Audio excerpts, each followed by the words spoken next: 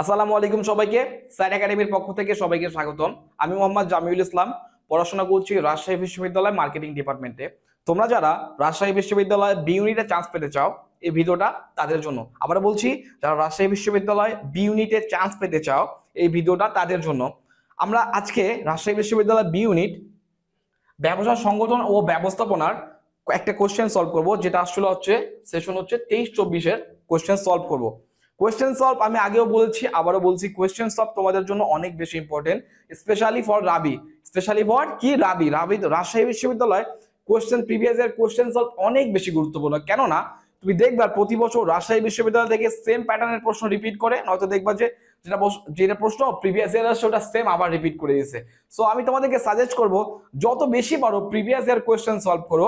Previous year question solve করলে তুমি বুঝতে পারবা আসলে যে রাজশাহী বিশ্ববিদ্যালয়ের প্রশ্ন প্যাটার্ন কেমন, কোন প্রশ্ন তারা করে, আবার কোন টাইপের প্রশ্নগুলো রিপিট করে। এই জিনিসগুলো তোমরা অবশ্যই ইজিলি বুঝতে পারবা যদি প্রিভিয়াস ইয়ার কোশ্চেন সলভ করো। চলো আমরা আজকে আমাদের সলভ ক্লাসের দিকে আগাই। দেখো প্রথম প্রশ্নটা কি আমাদের, স্থায়ী পরিকল্পনা নয় কোনটা? স্থায়ী পরিকল্পনা নয় কোনটা? এটা হচ্ছে কর্মসূচি। আমাদের প্রথম অ্যান্সার কি? যে দেখো স্থায়ী পরিকল্পনা হচ্ছে কর্মসূচি। স্থায়ী পরিকল্পনা নয় কোনটি? এটা হচ্ছে কর্মসূচি। এই যে প্রক্রিয়া, কৌশল, নীতি, এই তিনটা হচ্ছে আমাদের কি? এই তিনটা হচ্ছে আমাদের স্থায়ী পরিকল্পনা। ওকে, যে স্থায়ী পরিকল্পনা নয় কোনটা? স্থায়ী পরিকল্পনা হচ্ছে নয় হচ্ছে এটা হচ্ছে কর্মসূচি। আর এই যে প্রক্রিয়া, কৌশল এবং নীতি, এই তিনটা হচ্ছে আমাদের কি? স্থায়ী পরিকল্পনা। আশা করি বুঝতে পারছো। তাহলে আমাদের অ্যান্সার কি? স্থায়ী পরিকল্পনা নয়, কর্মসূচি। আমরা আরো কিছু উদাহরণ রাখছি, যদি দেখতে চাও দেখতে পারো। দেখো দেখো কেন বলছে একার্থক পরিকল্পনা। হ্যাঁ, একার্থক পরিকল্পনা কি? যে পরিকল্পনা প্রতিষ্ঠানে বারবার ব্যবহার না করে শুধুমাত্র একবার প্রণয়নের জন্য যে পরিকল্পনা গ্রহণ করা হয়, তাকে আমরা বলতেছি একার্থক পরিকল্পনা। কি বললাম আবার? যে পরিকল্পনা প্রতিষ্ঠানে জাস্ট একবার গ্রহণ করা, মানে একবার করবে এই জন্য গ্রহণ করতেছে, তাকে আমরা বলতেছি একার্থক পরিকল্পনা। ডেফিনেশনটা আমাদের জন্য ইম্পর্টেন্ট না, বাট আমাদের এক্সাম্পলটা আমাদের জন্য অনেক বেশি ইম্পর্টেন্ট। দেখো এক্সাম্পলে কি আছে। একার্থক পরিকল্পনা এক্সাম্পল: কর্মসূচি, প্রকল্প, বিশদ পরিকল্পনা। তাহলে এখানে আমরা কি পাইলাম? যে কর্মসূচি কোন পরিকল্পনার অন্তর্ভুক্ত? এটা হচ্ছে একার্থক পরিকল্পনা। ওকে, তো এক্সাম্পলটা দেখবা ভালো করে। উদাহরণ, যে কর্মসূচি, প্রকল্প, বিশদ পরিকল্পনা, এই তিনটা এক্সাম্পল কিন্তু তোমাদের মাস্ট মুখস্থ করা উচিত, কারণ এখান থেকে কিন্তু প্রশ্ন আসে। যে প্রশ্ন আসতে পারে নিজের কোনটি একার্থক পরিকল্পনা নয়, এখান থেকে কিন্তু প্রশ্ন আসতে পারে। আবার দেখো স্থায়ী পরিকল্পনার কয়েকটা উদাহরণ রয়েছে: নীতি, প্রক্রিয়া, পদ্ধতি, কৌশল, নিয়ম, আইন, কানুন। দেখো এই উদাহরণগুলা যে আমি বললাম একার্থক পরিকল্পনা এবং স্থায়ী পরিকল্পনার যে উদাহরণগুলো আমি তোমাদেরকে বললাম, এই উদাহরণগুলো মাস্ট মুখস্থ করবা, কারণ এখান থেকে প্রত্যেক বছর অ্যাডমিশনে দেখবা তুমি এমসিকিউ পাবা। তুমি ঢাবিতে বলো, রাবিতে বলো, জবি, গুচ্ছ, যে কোনো না কোনো জায়গায় তুমি এই টাইপের এই যে উদাহরণ থেকে কিন্তু এমসিকিউ চলে আসে। তো এই দুটো উদাহরণ তোমরা অবশ্যই মুখস্থ করে নেবা। আবারও বলি, একার্থক পরিকল্পনা উদাহরণগুলো কি? কর্মসূচি, প্রকল্প, বিশদ পরিকল্পনা। আর কি পাইলাম? স্থায়ী পরিকল্পনা উদাহরণ কোনগুলা? নীতি, প্রক্রিয়া, পদ্ধতি, কৌশল, নিয়ম এবং কানুন। ওকে, এই জিনিসগুলো অবশ্যই মুখস্থ করে নেবা। তাহলে আমাদের অ্যান্সার কি পাইলাম? স্থায়ী পরিকল্পনা নয় কোনটা? এটা হচ্ছে কর্মসূচি। আর প্রক্রিয়া, কৌশল, নীতি, এই তিনটা হচ্ছে স্থায়ী পরিকল্পনা। আশা করি বুঝতে পারছো। নেক্সটটা দেখি।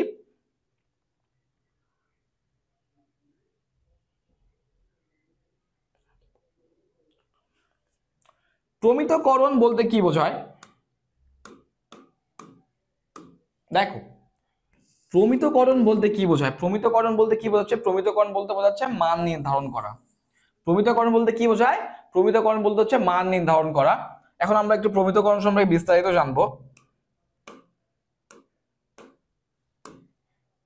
দেখো, পণ্যের মানের সীমা নির্ধারণ করা হলো প্রমিতকরণ। কি বললাম? পণ্যের মানের সীমা নির্ধারণ করা হলো প্রমিতকরণ। এর মাধ্যমে পণ্যের দাম নির্ধারণ করা সহজ হয়। প্রমিতকরণের মাধ্যমে পণ্যের দাম নির্ধারণ করা সহজ হয়। দুইটা পয়েন্ট ইম্পর্টেন্ট। ওকে, আবার দেখো প্রমিতকরণ আর পর্যায়িতকরণ, কিন্তু প্রমিতকরণ আর তোমরা যদি প্রমিতকরণ সম্পর্কে জানো, তাহলে অবশ্যই তোমাদেরকে পর্যায়িতকরণ সম্পর্কেও জানা লাগবে। দেখো পর্যায়িতকরণটা কি বলছে? পর্যায়িতকরণ হলো পণ্যের আকার, গুণাগুণ, ওজনের ভিত্তিতে পণ্যকে বিভিন্ন শ্রেণীতে ভাগ করা। তো তোমাদের আমি পর্যায়িতকরণ তো এখানে নাই, তোমরা বললে যে ভাই পর্যায়িতকরণ কেন এখানে দিলেন? পর্যায়িতকরণ আমি দিছি এজন্য যে তোমাদেরকে অ্যাডমিশনে যাচাই করার জন্য প্রমিতকরণ এবং পর্যায়িতকরণের মধ্যে কনফিউজ করার জন্য কিন্তু এমসিকিউ আসে। আবার কি বলি, যে প্রমিতকরণ আর পর্যায়িতকরণ এই দুইটা থেকেই কনফিউজ করার জন্য কিন্তু এমসিকিউ আসে, আর দুইটা কিন্তু মোটামুটি অনেক কাছাকাছি।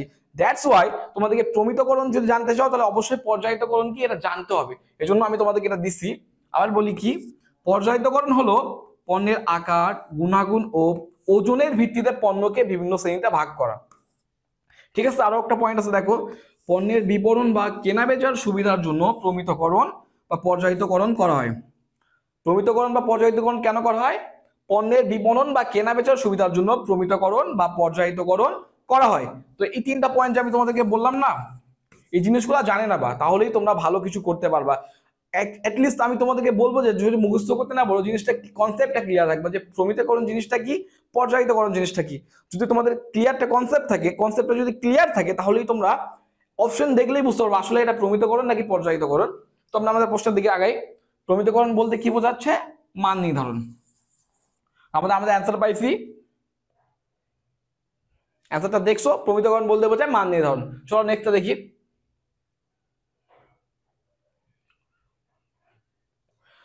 দেখো এখানে বলছে পরামর্শমূলক নির্দেশনার সুবিধা। ঠিক আছে, পরামর্শমূলক নির্দেশনা। পরামর্শমূলক নির্দেশনা কি? পরামর্শমূলক নির্দেশনা হচ্ছে, মনে করো যে তুমি একজন নেতা, তো তুমি নেতা হচ্ছে তোমার কর্মীদের সাথে পরামর্শ নেবা, মানে পরামর্শ, তোমার কর্মীদের সাথে পরামর্শ নিচ্ছ যে কোনটা ভালো হবে কোনটা খারাপ হবে, এরপর তুমি নির্দেশনা দিচ্ছ। এটাকে আমরা বলতেছি কি? পরামর্শমূলক নির্দেশনা। তো পরামর্শমূলক নির্দেশনার সুবিধা কোনটা? আমাদের অপশন 4টা আছে, দ্রুত সিদ্ধান্ত গ্রহণ, ব্যয় বৃদ্ধি, নির্বাহীদের কর্তৃত্ব বৃদ্ধি, পরিকল্পনার উৎকর্ষতা বৃদ্ধি। তার আমাদের অ্যান্সার কি? পরিকল্পনার উৎকর্ষতা বৃদ্ধি। অ্যান্সার কি পাইলাম? যে পরামর্শমূলক নির্দেশনার সুবিধা কি? পরিকল্পনার উৎকর্ষতা বৃদ্ধি। আমরা পরামর্শমূলক নির্দেশনা আরো কিছু সুবিধা রাখছি। দেখো পরামর্শমূলক নির্দেশনার আরো কিছু সুবিধা রাখছে। আমি যেহেতু বলছি তোমাদেরকে যে সেম প্রশ্ন রিপিট না করলেও প্যাটার্ন, মানে সেম প্যাটার্নের প্রশ্ন রিপিট করতে পারে। তো দেখো আমরা আরো কিছু সুবিধা সম্পর্কে জানি নেই। পরামর্শমূলক সুবিধাগুলো হচ্ছে কি কি দেখো, ব্যবস্থাপকদের মধ্যে স্বেচ্ছাচারিতার মনোভাব হ্রাস পায়। তারপর হচ্ছে মানে হচ্ছে ব্যবস্থাপক যারা আছে তারা নিজেদের মতো করে সিদ্ধান্ত গ্রহণ করতে পারবে না, তাদেরকে অবশ্যই তাদের কর্মীদের সাথে পরামর্শ গ্রহণ করতে হবে। তারপর হচ্ছে সংগঠনে গণতন্ত্রের বিকাশ সাধিত হয়, সংগঠনে সবার মতকে মানে গুরুত্ব দেওয়া হয়, দ্যাটস ওয়াই গণতন্ত্র বিকাশ সাধিত হয়। কর্মীদের মধ্যে মালিকানা বোধের সৃষ্টি হয়। তারপর হচ্ছে নির্দেশ বাস্তবায়নে কর্মীদের আন্তরিকতা বৃদ্ধি পায়। কি বললাম? নির্দেশ বাস্তবায়নে কর্মীদের আন্তরিকতা বৃদ্ধি পায়। এগুলো হচ্ছে আমাদের পরামর্শমূলক নির্দেশনার সুবিধা। একটা সুবিধা পাইছি এখানে কি? পরামর্শমূলক নির্দেশনার সুবিধা, পরিকল্পনার উৎকর্ষতা বৃদ্ধি। আমরা আরো কিছু এখানে রাখছি সুবিধা, দেখো 1 2 3 4, এই 4টাও একটু জানিয়ে নেবা তাহলে ভালো হবে। যদি এই প্রশ্ন রিপিট না করে তাহলে সেম প্যাটার্নে কিন্তু এগুলা অন্য সুবিধা দিতে পারে।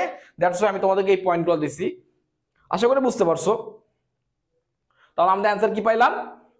যে পরামর্শমূলক নির্দেশনার সুবিধা হচ্ছে পরিকল্পনার উৎকর্ষতা বৃদ্ধি। চলো নেক্সটটা দেখি।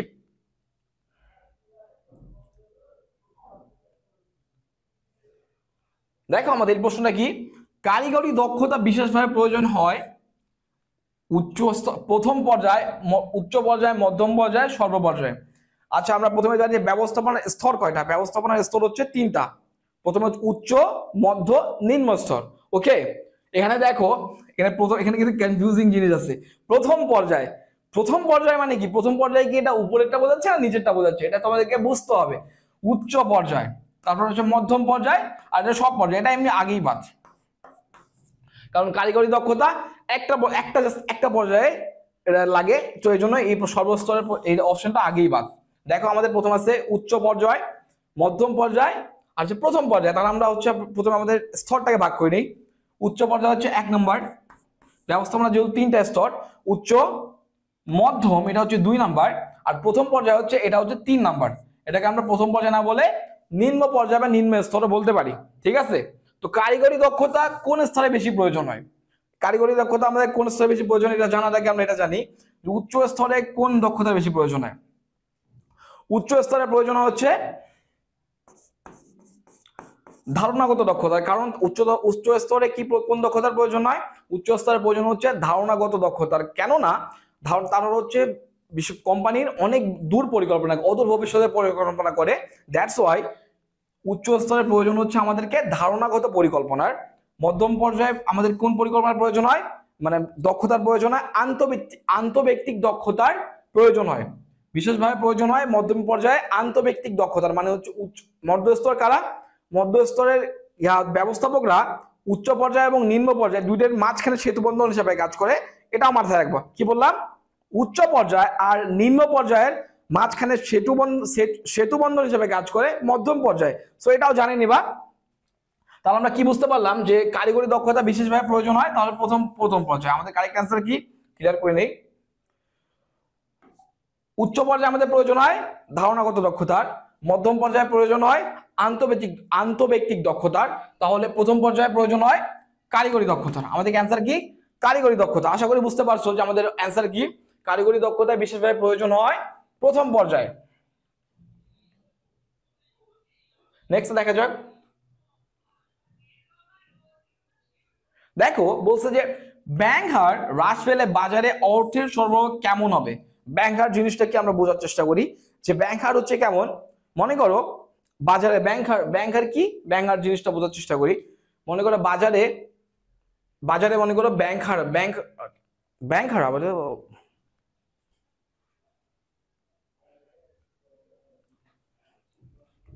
আমরা চলো আমরা 5 নম্বর প্রশ্নটা কি দেখতেছি যে দেখো ব্যাংক হার হ্রাস পেলে বাজারে অর্থ সরবরাহ। আমাদের অপশন আছে ব্যাংক হার জিনিসটাকে আমরা বোঝার চেষ্টা করি। ব্যাংক হার হচ্ছে এমন একটা জিনিস যেটা হচ্ছে মনে করো ব্যাংক কত পার্সেন্ট হারে অন্য মানুষদেরকে, মানে ব্যবসায়ী বা অন্য মানুষদেরকে টাকা দিচ্ছে, লোন দিচ্ছে, এটাকে আমরা বলতেছি ব্যাংক হার। আবার কি বললাম, ব্যাংক হার হচ্ছে ব্যাংক কত পার্সেন্ট ঋণে মানে লোন দিচ্ছে অন্য কোনো প্রতিষ্ঠানকে বা জনগণকে কত পার্সেন্ট হারে লোন দিচ্ছে, এটাকে আমরা বলতেছি ব্যাংক হার। সাপোজ মনে করো ব্যাংক হার ছিল 10%, তো ব্যাংক হার ছিল 15%। আমরা বললাম প্রথমটা দেখো 15%, ব্যাংক হার আমরা 15% দিলাম, তখন জনগণ নিচ্ছিল লোন 2000। কিন্তু যখন দেখবা ব্যাংক হার মনে করো যদি মনে করো 10%-এ চলে আসে, সেক্ষেত্রে কি মানুষ অবশ্যই বাড়বে। 2000 যে আমাদের যেহেতু 2000 ছিল, তখন কি মানুষ কি বাড়বে না? ব্যাংক হার যেহেতু কমছে, দ্যাটস ওয়াই মানুষ আরো বেশি উদ্বুদ্ধ হবে লোন নিতে, তখন আমাদের সংখ্যা হয়ে যাবে 2000 থেকে 2500। এটা আমি জাস্ট এক্সাম্পল যেটা বলতেছি। ব্যাংক হার বেশি থাকলে লোনের সংখ্যা কমে যায়, কিন্তু ব্যাংক হার যখন কমে তখন হচ্ছে লোনের সংখ্যা বৃদ্ধি পায়। আর যখন লোনের সংখ্যা বৃদ্ধি পায় তখন কি করে, বাজারে অর্থের চাহিদা বৃদ্ধি পায়। কি করে, বাজারে অর্থের সরবরাহ কি হয়, বৃদ্ধি পায়। কেন বৃদ্ধি পাবে, মনে করো যখন ব্যাংক হার কম থাকবে তখন অনেক মানুষ লোন নিবে, বেশি মানুষ লোন নিবে, কারণ ব্যাংক হার কমছে, দ্যাটস ওয়াই বেশি মানুষ লোন নিবে। আর যখন লোন নেবে বাজারে, তখন অর্থ সরবরাহ অটোমেটিকলি বৃদ্ধি পাবে। আশা করি বুঝতে পারছো। আরেকবার বলি, দেখো ব্যাংক হার যখন কমে যাবে, দেখো 15% ছিল 2000 নিচ্ছে, আর যখন 10% তখন হচ্ছে 2500 নিচ্ছে। ঠিক আছে, তো কি বললাম, যখন ব্যাংক হার কমে যাচ্ছে তখন আমাদের কি মানুষ বেশি লোনে উদ্বুদ্ধ হচ্ছে, যখন লোনে উদ্বুদ্ধ হচ্ছে তখন বাজারে অর্থ সরবরাহ বৃদ্ধি পাচ্ছে। আশা করি বুঝতে পারছো। নেক্সট দেখা যাক, উত্তরটা ক্লিয়ার করে দেখে নিই যে ব্যাংক হার হ্রাস পেলে বাজারে অর্থ সরবরাহ বৃদ্ধি পায়। নেক্সটটা দেখি,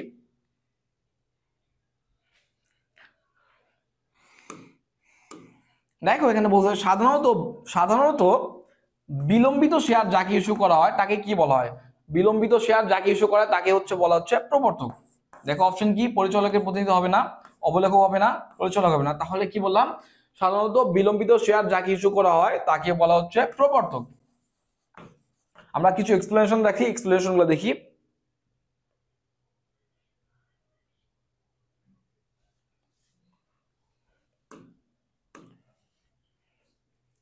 দেখো যে শেয়ার ক্রয় করলে শেয়ার মালিকগণ অন্যান্য সকল প্রকার শেয়ার মালিকদের লভ্যাংশ কর্তনের পর আনুপাতিক হার লভ্যাংশ পায়, অর্থাৎ বিলম্বে লভ্যাংশ পেয়ে থাকে, তাকে আমরা বলতেছি বিলম্বিত শেয়ার।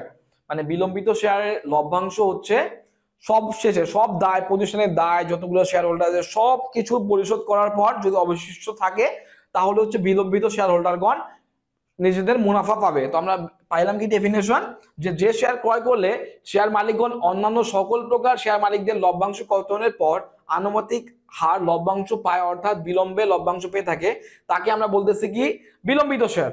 ওকে, আরো কিছু এক্সপ্লেনেশন দেখো।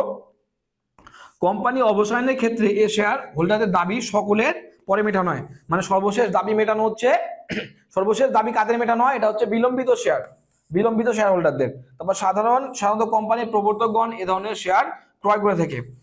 বিলম্বিত শেয়ার কারা ক্রয় করে, আমরা অ্যান্সার পাইছি, এটা হচ্ছে প্রবর্তক। বিলম্বিত শেয়ার ক্রয় করে থাকে প্রবর্তকরা। এই ধরনের শেয়ারকে প্রবর্তকের শেয়ার নামে অবহিত করা। এই প্রশ্নকে, এটা অনেক বেশি ইম্পর্টেন্ট। প্রবর্তকের শেয়ার বলে কাকে অবহিত করা হয়, কোন শেয়ারকে অবহিত করা হয়, বিলম্বিত শেয়ার।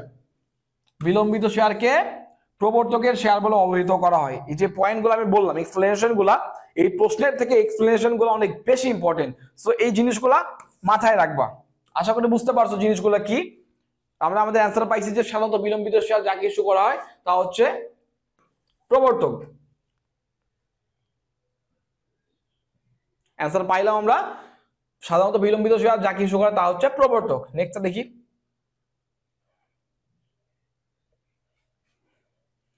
আন্তর্জাতিক বাণিজ্য মালিকানা সম্পত্তি হিসেবে ব্যবহৃত হয় চার্টার পার্টি। কি বললাম, আন্তর্জাতিক বাণিজ্য মালিকানা সম্পত্তি হিসেবে ব্যবহৃত হয় চার্টার পার্টি। অ্যান্সারটা ক্লিয়ার করে দেখে নেই। দেখো আবার বলি, আন্তর্জাতিক বাণিজ্য মালিকানা সম্পত্তি হিসেবে ব্যবহৃত হয় চার্টার পার্টি। নেক্সট দেখি,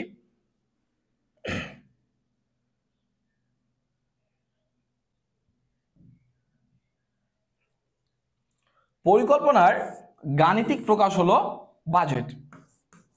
এটা কিন্তু ডেফিনেশন, হ্যাঁ, দ্যাটস ওয়াই আমি এখানে প্রশ্নগুলো বললাম না। পরিকল্পনার গাণিতিক, এখানে কিন্তু গাণিতিক না লেখে সংখ্যাত্মক কথাটা লেখা থাকতে পারে, সংখ্যাত্মক। ওকে, পরিকল্পনার গাণিতিক প্রকাশকে আমরা বলতেছি কি বাজেট। তারপর আবার যদি এখানে প্রশ্ন আসতে পারে যে পরিকল্পনার সংখ্যাত্মক প্রকাশকে আমরা কি বলতেছি, বাজেট।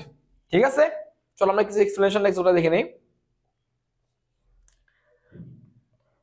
দেখো এই ডেফিনেশনগুলো আমাদেরকে জানা লাগবে যে নীতি কি। নীতি হলো লক্ষ্য অর্জনের সুনির্দিষ্ট কর্মপন্থা সম্পর্কিত দিক নির্দেশনা। আবার কি বললাম, নীতি হলো লক্ষ্য অর্জনের সুনির্দিষ্ট কর্মপন্থা সম্পর্কিত দিক নির্দেশনা। আবার বলে এখন লক্ষ্য কি, দেখো লক্ষ্য হচ্ছে কি পরিকল্পনার অভিপ্রেত ফলকে লক্ষ্য বলে। কি বললাম, পরিকল্পনার অভিপ্রেত ফলকে লক্ষ্য বলে। আবার কৌশল, দেখো কৌশল হলো এমন একটি মেথড যার মাধ্যমে ভবিষ্যৎ লক্ষ্যে পৌঁছাতে পারি। কৌশল কি, কৌশল হলো এমন একটি মেথড যার মাধ্যমে ভবিষ্যৎ লক্ষ্যে পৌঁছাতে পারি। সো আমরা জানলাম যে নীতি কি, নীতির ডেফিনেশনটা জানে রাখবা। তারপর প্লাস হচ্ছে লক্ষ্য, কৌশল, এই যে তিনটা আমি এক্সপ্লেনেশন দিয়েছিলাম তোমাদেরকে, এখান থেকে কিন্তু প্রিভিয়াস ইয়ারে কোশ্চেন আসছে। দ্যাটস ওয়াই আমি তোমাদেরকে এই তিনটা এক্সপ্লেনেশন দিচ্ছি। এখান থেকে যেহেতু রাবি কোশ্চেন রিপিট করে, তো আমি তোমাদেরকে বলবো যে এই ডেফিনেশনগুলো মুখস্থ করে নিবা, যাতে করে এখান থেকে প্রশ্ন আসলে তোমরা ইজিলি অ্যান্সার করতে পারো। আশা করি বুঝতে পারছো। তাহলে কি বললাম, পরিকল্পনার গাণিতিক প্রকাশকে আমরা কি বলতেছি, বাজেট। নেক্সটটা দেখি,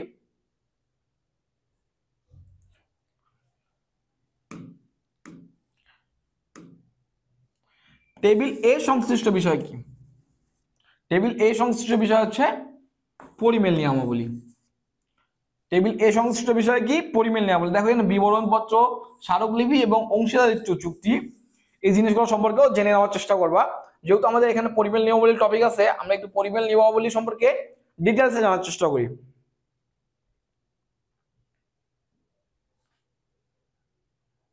দেখো পরিমেল নিয়মাবলী সম্পর্কে ডিটেলসে বলছে যে পরিমেল নিয়মাবলী হলো কোম্পানির দ্বিতীয় অত্যন্ত গুরুত্বপূর্ণ দলিল। কি বললাম, পরিমেল নিয়মাবলী হলো কোম্পানির দ্বিতীয় অত্যন্ত গুরুত্বপূর্ণ দলিল।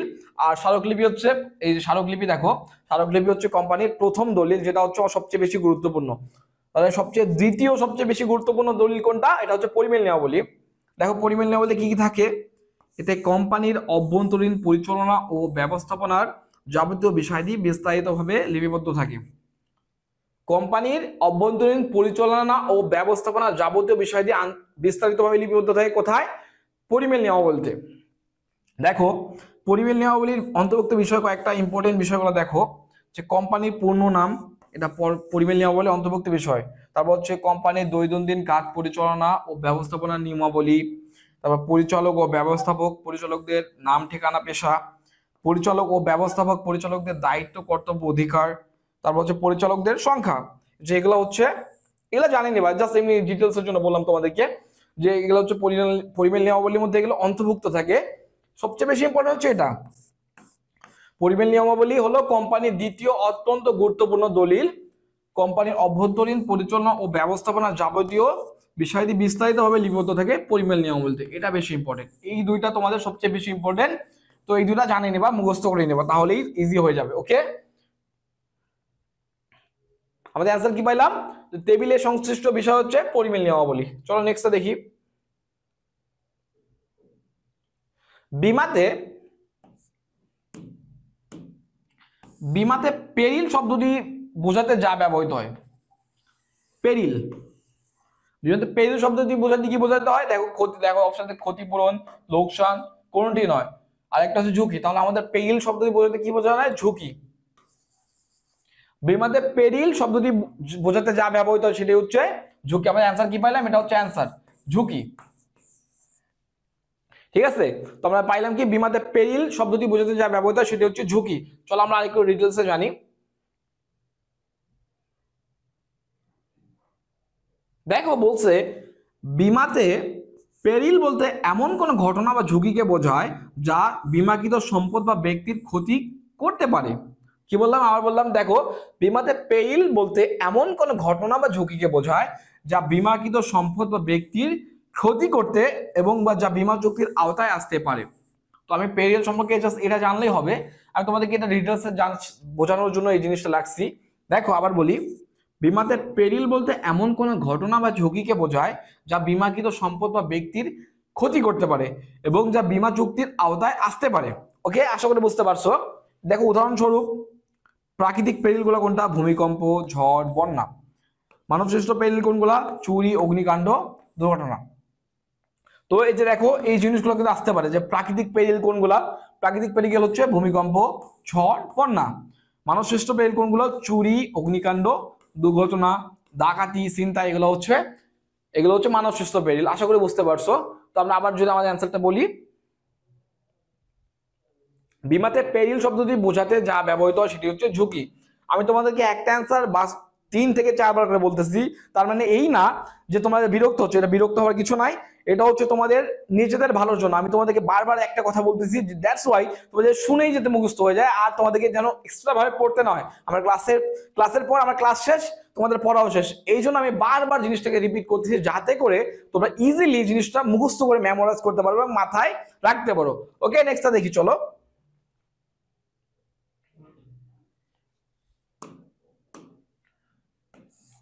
দেখো মানব সম্পদ কোন পরিবেশের উপাদান? মানব সম্পদ কোন পরিবেশের উপাদান? অপশন রয়েছে সাংস্কৃতিক, সামাজিক, প্রাকৃতিক। এই তিনটা হবে না। মানব সম্পদ কোন পরিবেশের উপাদান? অর্থনৈতিক পরিবেশের উপাদান। মানব সম্পদ, আবার বলি, মানব সম্পদ কোন পরিবেশের উপাদান? অর্থনৈতিক পরিবেশের উপাদান। সাংস্কৃতিক, সামাজিক এবং প্রাকৃতিক, এই তিনটা পরিবেশের উপাদান সম্পর্কেও জানিয়ে নিবা। ওকে, চলো আমরা একটু এক্সপ্লেনেশন কিছু দেখে নিই।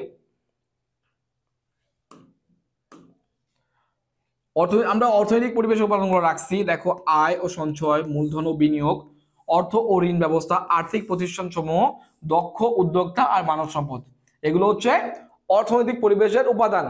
আমি আবারও বলতেছি, সাংস্কৃতিক, সামাজিক এবং প্রাকৃতিক, এই তিনটা পরিবেশের উপাদান। এই যে এই পয়েন্টগুলো আমি এভাবে লিখছি না, এভাবে তোমরা মুখস্থ করে নিবা, তাহলে তোমাদের জন্য ইজি হবে। কারণ পরিবেশ থেকে প্রত্যেক বছর দেখবা যে তুমি গুচ্ছে, তো রাবিতে, তারপর দেখবা ঢাবিতে, এগুলোতে পরিবেশ থেকে প্রশ্ন মাস্ট আসে।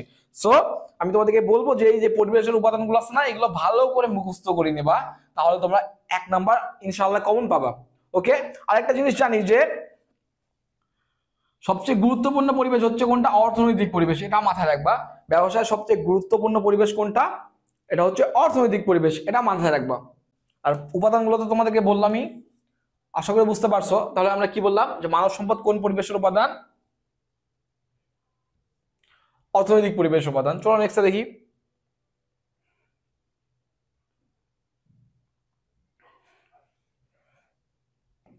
যে ধরনের শেয়ারে অর্থ প্রদান করতে হয় না তাকে আমরা কোন শেয়ার বলতেছি? দেখো, রাইট শেয়ার, সাধারণ শেয়ার, অগ্রাধিকার শেয়ার নাকি বোনাস শেয়ার।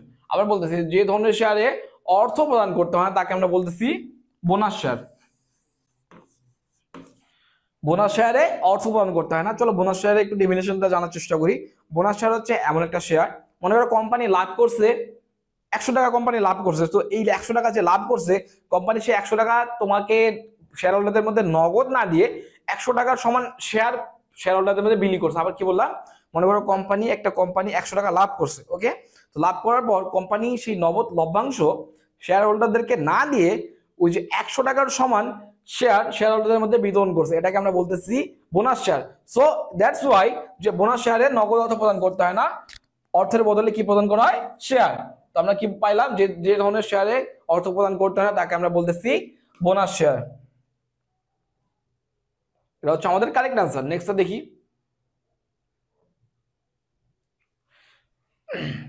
প্রশিক্ষণের পদ্ধতি নয় কোনটা? দেখো অপশনে যে সেমিনার, পদোন্নতি, পদাবর্তন, শিক্ষানবিশ। ওকে, দেখো সেমিনার, পদাবর্তন এবং শিক্ষানবিশ কি বলছে? যে প্রশিক্ষণের পদ্ধতি নয়। আবার বলি, সেমিনার, পদাবর্তন এবং শিক্ষানবিশ এই তিনটা হচ্ছে প্রশিক্ষণের পদ্ধতি। আমাদের কি বলছে? প্রশিক্ষণের পদ্ধতি নয় কোনটি? আমরা তিনটা পাইছি, তিনটা অপশন পাইছি, হচ্ছে এগুলো হচ্ছে প্রশিক্ষণের পদ্ধতি। তার আমাদের কি বাকি থাকলো? পদোন্নতি। এটা হচ্ছে আমাদের অ্যান্সার। পদোন্নতি প্রশিক্ষণের পদ্ধতি নয়। আমরা অ্যান্সার কি পেলাম? যে পদোন্নতি প্রশিক্ষণের পদ্ধতি নয়। সেমিনার, পদাবর্তন আর হচ্ছে শিক্ষানবিশ এই তিনটা হচ্ছে আমাদের প্রশিক্ষণের পদ্ধতি। তো কারেক্ট অ্যান্সার কি পেলাম ক্লিয়ার করে দেখি, যে প্রশিক্ষণের পদ্ধতি নয়, পদোন্নতি। নেক্সট দেখি,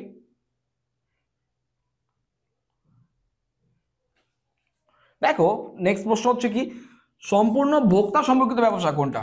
সম্পূর্ণ ভোক্তা সম্পর্কিত ব্যবসা কোনটা? ই ব্যবসা, ই মার্কেটিং, ই কমার্স। এই তিনটা একটু অপশন দেয়, প্রশ্নটা একটু জটিল টাইপের, বুঝছো? একটু বোঝার চেষ্টা করবা। দেখো, ই ব্যবসা, ই মার্কেটিং, ই কমার্স, এই তিনটা ব্যবসা কিন্তু ভোক্তা কেন্দ্রিক, বাট সম্পূর্ণরূপে এই তিনটা ব্যবসা ভোক্তা কেন্দ্রিক নয়। তো দ্যাটস ওয়াই এই তিনটা অ্যান্সার হবে না। কি বললাম? ই ব্যবসা, ই মার্কেটিং, ই কমার্স এই ব্যবসাগুলো কিন্তু ভোক্তা কেন্দ্রিক, বাট সম্পূর্ণরূপে, দেখো আমাদের অপশন কি বলছে? যে সম্পূর্ণ ভোক্তা কেন্দ্রিক ব্যবসা কোনটি? ওকে, তাহলে আমাদের অ্যান্সার কি? ই রিটেলিং। এগুলো ভোক্তা কেন্দ্রিক, বাট এগুলো সম্পূর্ণরূপে ভোক্তা কেন্দ্রিক না। ই রিটেলিং হচ্ছে সম্পূর্ণরূপে ভোক্তা কেন্দ্রিক ব্যবসা। দ্যাটস ওয়াই ই রিটেলিং হচ্ছে আমাদের অ্যান্সার। কারেক্ট অ্যান্সার কি পাইলাম আমরা? যে সম্পূর্ণ ভোক্তা সম্পর্কিত ব্যবসা হচ্ছে ই রিটেলিং, এটা পাইছি। তো আমরা হচ্ছে এক্সপ্লেনেশন কিছু রাখছি, দেখি ই রিটেলিং সম্পর্কে। ই রিটেলিং সম্পর্কে আরেকটি এক্সপ্লেনেশন নেক্সট ওটা দেখিনি। এটি ই কমার্সের একটি অংশ। আমি কি বললাম? যে ই কমার্সের অংশ হচ্ছে ই রিটেলিং, যেখানে খুচরা পর্যায়ে অনলাইনে পণ্য বিক্রি করা হয়, সাধারণত দোকান বা শোরুম ছাড়াই সরাসরি ভোক্তার কাছে। দেখো, ভোক্তার কাছে সরাসরি পণ্য বিক্রি করা হয়। আবার কি বললাম? এটি ই কমার্সের একটি অংশ, যেখানে খুচরা পর্যায়ে অনলাইনে পণ্য বিক্রি করা হয়, সাধারণত দোকানে বা শোরুম ছাড়াই সরাসরি ভোক্তার কাছে পণ্য বিক্রি করা হয়। উদাহরণস্বরূপ দেখো, দারাজ, ইভালি, প্রিয় সব। ওকে, তাহলে ই রিটেলিং সম্পর্কে আমরা বুঝতে পারলাম, এবং সম্পূর্ণ ভোক্তা সম্পর্কিত ব্যবসা হচ্ছে ই রিটেলিং। আশা করি বুঝতে পারছো। নেক্সট দেখি,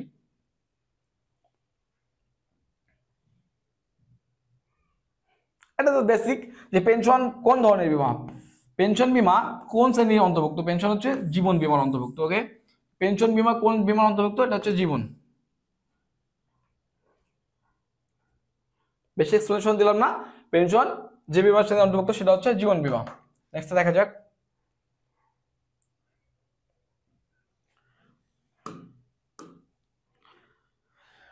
আবিষ্কারের মর্যাদা লাভের জন্য আবিষ্কারকে যে সনদ দেওয়া হয় সেটি কি? আবার বলি, আবিষ্কারের মর্যাদা লাভের জন্য আবিষ্কারককে যে সনদ দেওয়া হয় সেটাকে আমরা কি বলতেছি? প্যাটেন্ট। কি বলতেছি? আর বলো, দেখো আবিষ্কারকের মর্যাদা লাভের জন্য আবিষ্কারককে যে সনদ দেওয়া হয় সেটাকে আমরা বলতেছি প্যাটেন্ট। আইএসও কি? আইএসও হচ্ছে আন্তর্জাতিক, আইএসও হচ্ছে একটি সংস্থা যেটি পণ্যের মান, আন্তর্জাতিক পণ্য যে পণ্যগুলো আমদানি রপ্তানি করা হয় সেগুলোর হচ্ছে সার্টিফিকেট দিয়ে থাকে। এটা কি? আইএসও। আইএসও। আবার কি বললাম? আইএসও হচ্ছে আন্তর্জাতিক যে পণ্য আছে না আমদানি রপ্তানির জন্য, এরা হচ্ছে সনদ দিয়ে থাকে। তারপর হচ্ছে ট্রেডমার্ক। কি? ট্রেডমার্ক হচ্ছে একটা প্রকৃতির লোগো বা একটা চিহ্ন টাইপের, যেটা তোমার পণ্যকে অন্য কোম্পানির পণ্য থেকে আলাদা করবে, এটা হচ্ছে ট্রেডমার্ক। যখন দেখো আমার এখানে কি দেওয়া আছে? স্যাট একাডেমি। স্যাট একাডেমি হচ্ছে আমাদের ট্রেডমার্ক। এই যে ট্রেডমার্কটা কিন্তু অন্য কেউ ইউজ করতে পারবে না, এটা হচ্ছে আমাদের লোগো। দ্যাটস ওয়াই এটা হচ্ছে ট্রেডমার্ক। আশা করি বুঝতে পারছো। কপিরাইট, চলো আমরা হচ্ছে একটু ডিটেলস সম্পর্কে ডিটেলসে জানি, যে আমাদের কিছু ডিটেলস আছে ওগুলো দেখবো, তারপর অ্যান্সারটা আরেকবার ক্লিয়ার করে দেখে নিব। প্যাটেন্ট কি দেখো, প্যাটেন্ট হলো একটি আইনগত অধিকার যা কোনো ব্যক্তি বা সংস্থাকে নির্দিষ্ট সময়ের জন্য নতুন উদ্ভাবনের একমাত্র মালিকানা প্রদান করে। আবার কি বললাম, প্যাটেন্ট হলো একটি আইনগত অধিকার যা কোনো ব্যক্তি বা সংস্থাকে নির্দিষ্ট সময়ের জন্য নতুন উদ্ভাবনের একমাত্র মালিকানা প্রদান করে, যাতে অন্য কেউ অনুমতি ছাড়া ব্যবহার করতে পারবে না, এটা হচ্ছে প্যাটেন্ট।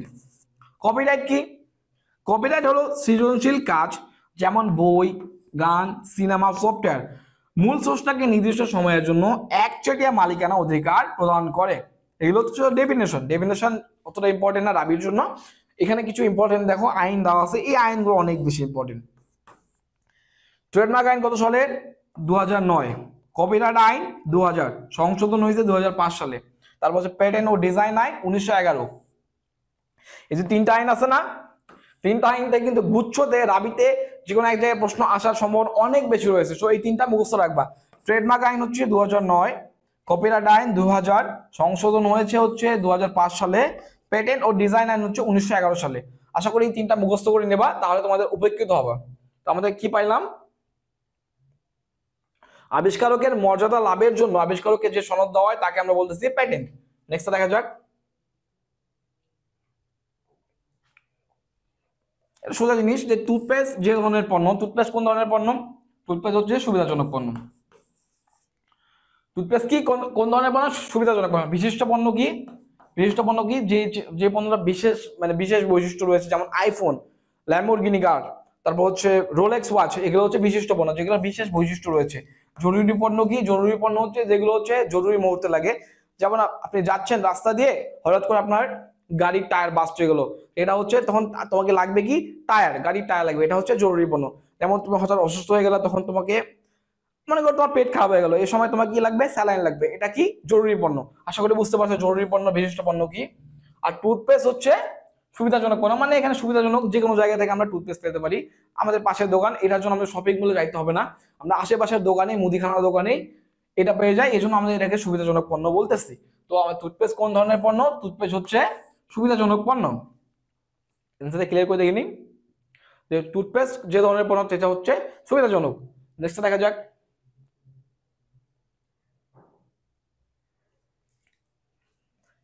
ব্যাংকিং ও অব্যাংকিং ব্যবসার ক্ষেত্রে সর্বোচ্চ অংশীদারের দেখো আবার বলি, ব্যাংকিং ও অব্যাংকিং ব্যবসার ক্ষেত্রে সর্বোচ্চ অংশীদারের সংখ্যা যথাক্রমে ব্যাংকিং এবং অব্যাংকিং। অব্যাংকিং হচ্ছে কি? সাধারণ অংশীদারি ব্যবসা।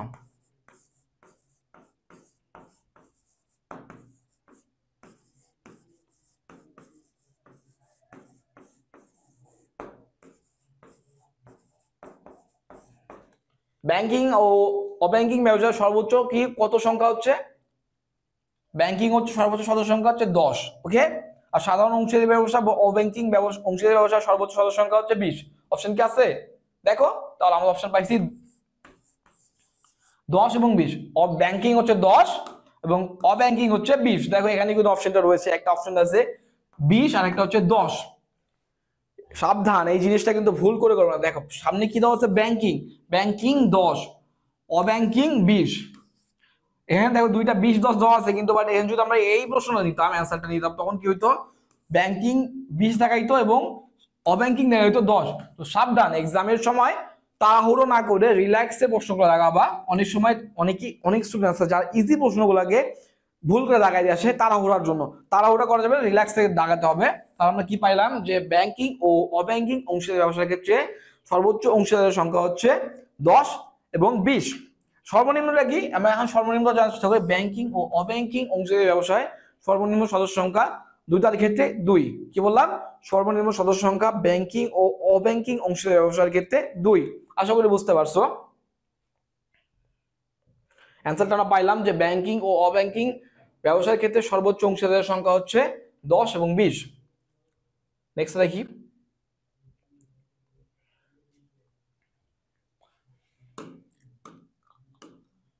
শ্রম বিভাজন ও বিশেষায়ন যে সংগঠন কাঠামোর বৈশিষ্ট্য। ঠিক আছে, আবার বলি, শ্রম বিভাজন ও বিশেষায়ন যে সংগঠন কাঠামোর বৈশিষ্ট্য সেটা হচ্ছে কোনটা? শ্রম বিভাজন ও বিশেষায়ন যে সংগঠন কাঠামোর বৈশিষ্ট্য সেটা হচ্ছে কার্যভিত্তিক সংগঠন। ওকে, আশা করি চলো কার্যভিত্তিক সংগঠনের ডেফিনেশন দেখে নেই। যে সংগঠনে কার্য অনুযায়ী, দেখো আবার বলো, শ্রম বিভাজন ও বিশেষায়ন। শ্রম বিভাজন মানে হচ্ছে, শ্রম বিভাজন কি? শ্রম বিভাজন হচ্ছে কাজগুলোকে অল্প অল্প করে ভাগ করা, মানে একটা বড় কাজ আছে, ওই বড় কাজ থেকে ছোট ছোট অংশে ভাগ করে অন্য মানে কর্মীদেরকে দাও, এটা হচ্ছে আমরা বলতে শ্রম বিভাজন।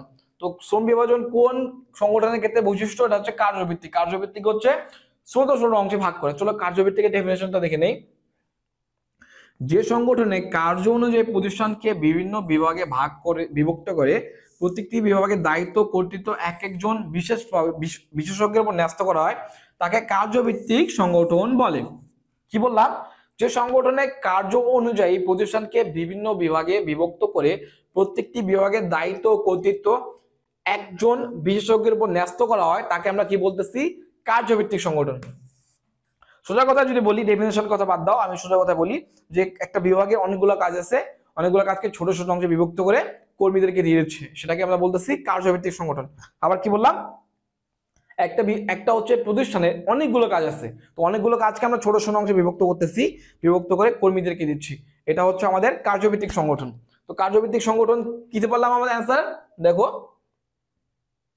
বলছে যে শ্রম বিভাজন ও বিশেষায়ন যে সংগঠন কাঠামোর বৈশিষ্ট্য সেটা হচ্ছে কার্যভিত্তিক সংগঠন। আশা করি বুঝতে পারছো। নেক্সট দেখা যাক।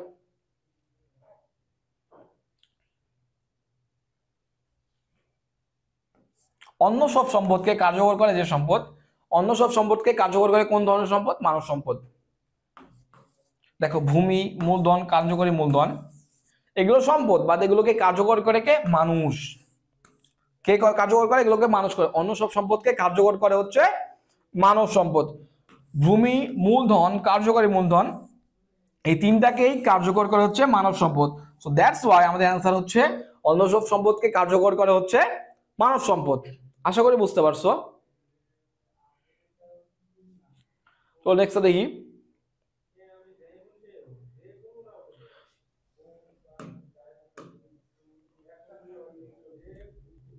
দেখো আমাদের প্রশ্ন হচ্ছে কোম্পানির ধারাবাহিকতা স্থিতিশীল হওয়ার কারণ কি? অবশ্যই কোম্পানি কি কৃত্রিম ব্যক্তি? অবশ্যই কোম্পানি কৃত্রিম ব্যক্তি রয়েছে, তারপর হচ্ছে পৃথক আইনি সত্তাও রয়েছে, বাট এগুলো কি স্থিতিশীল হওয়ার জন্য, স্থিতিশীল হওয়ার জন্য কি এগুলাই গুরুত্বপূর্ণ নাকি আরো কিছু রয়েছে? তারপর বললাম যে স্থিতিশীল হওয়ার কারণ হচ্ছে চিরস্থায়ী উত্তরাধিকারী। চিরস্থায়ী উত্তরাধিকারী থাকার কারণে কোম্পানি হচ্ছে স্থিতিশীল হয়। কি বললাম? চিরস্থায়ী উত্তরাধিকারী থাকার কারণেই কোম্পানির ধারাবাহিকতা স্থিতিশীল হয়। ওকে, আশা করি বুঝতে পারছো। তাহলে আমরা অ্যান্সার কি পাইলাম? যে কোম্পানির ধারাবাহিকতা স্থিতিশীল হওয়ার কারণ হচ্ছে চিরস্থায়ী উত্তরাধিকারী। আশা করি বুঝতে পারছো। তো এই ছিল আমাদের আজকের আয়োজন। ধন্যবাদ আমাদের সাথে থাকার জন্য। আমাদের সাথে অবশ্যই থাকবেন। আমরা হচ্ছে বিগত 10 বছর রাবির যে প্রশ্নগুলো রয়েছে সেই প্রশ্নগুলো আমরা সলভ করবো 1 বাই 1। তো তোমরা যদি আমাদের ক্লাসগুলো রেগুলার করো অবশ্যই তোমরা উপকৃত হবা। ধন্যবাদ সবাইকে। আসসালামু আলাইকুম।